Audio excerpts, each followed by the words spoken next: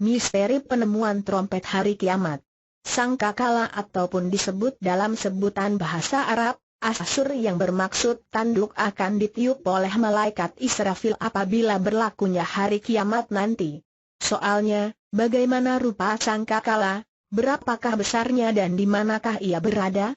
Pada tahun 2005, sekumpulan astronomi yang diketuai oleh Profesor Frank Steiner dari University of Ulm, Jerman, menemui sesuatu yang mengejutkan di alam semesta. Selama ini, ramai orang berpendapat bahwa alam semesta berbentuk bulat, mendatar, tidak terbatas dan tiada penghujung. Namun, dengan menggunakan Wilkinson Microwave Anisotropy Probe, WMAP, alat untuk melihat kosmologi secara keseluruhan, mereka menemui bahwa alam semesta adalah seperti bentuk tanduk atau corong di mana hujungnya semakin mengecil. Mereka mengamati bahwa bahagian hujung corong itu merupakan alam semesta yang tidak boleh diamati, unobservable. Manakala di bahagian depan corong pula adalah tempat di mana terletaknya bumi dan seluruh sistem surya dipercayai alam semesta yang masih boleh dilihat, observable. Penemuan itu telah membantu ramai saintis dalam menjawab beberapa soalan penting tentang sejarah masa, ruang dan segala sesuatu di alam semesta. Nabi Muhammad SAW pernah ditanya seperti mana dalam hadis yang diriwayatkan Al-Tirmizi daripada Abdullah bin Amr berkata, datang seorang Badui bertanya kepada Nabi, apakah itu sangkakala? Nabi menjawab, sangkakala itu seperti tanduk yang ditiup padanya. Selamat siang. Masih di berita terbaru Indonesia.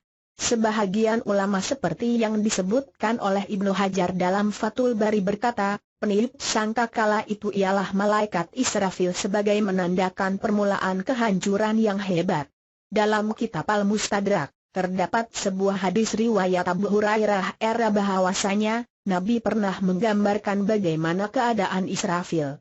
Baginda bersabda, sesungguhnya mata malaikat peniup sangkakala selalu melihat ke arasy tanpa berkelit. Bersiap siaga sejak hari diserahkan tugasnya, karena dia takut ketika diperintahkan, dia sedang berkelit dan leka. Kedua matanya bagaikan dua bintang yang sangat terang. Al-Quran juga jelas menggambarkan tiada sesuatu pun yang mengetahui bila kiamat akan terjadi, sedangkan ia berlaku tatkala manusia sedang sibuk melayan urusan dunia. Adapun sebagai peringatan kepada manusia, Nabi bersabda, tidak akan terjadi hari kiamat kecuali pada hari Jumat. Atas perintah Allah, maka sangkakala akan ditiup oleh malaikat Israfil sebanyak 2 kali.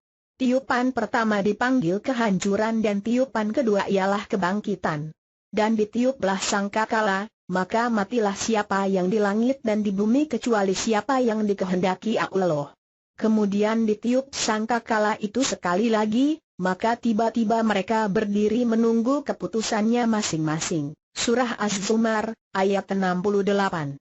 Daripada hadis sahih Muslim, Nabi bersabda, yang mula-mula mendengar tiupan itu ialah lelaki yang sedang membuat takungan air untanya. Ketika dia sedang sibuk bekerja dan sangkakala ditiup, tengkuknya akan terbengkok. Jarak tiupan pertama dan kedua juga tidak diketahui dengan tepat. Adapun diriwayatkan dalam hadis Bukhari dan Muslim, Abu Hurairah berkata, jarak antara dua tiupan angin itu 40, anak buahnya bertanya, wahai Abu Hurairah, adakah ia 40 hari? Abu Hurairah berkata, aku enggan menjawab. Mereka bertanya lagi, adakah ia 40 bulan? Abu Hurairah berkata, aku enggan menjawab. Mereka bertanya lagi, apakah ia 40 tahun? Abu Hurairah berkata, aku enggan menjawab. Kemudian, selepas berlaku tiupan pertama, Allah menurunkan hujan. Nabi bersabda, lalu Allah menurunkan hujan, sehingga mayat-mayat tumbuh, bangkit, seperti tumbuhnya tanaman sayuran.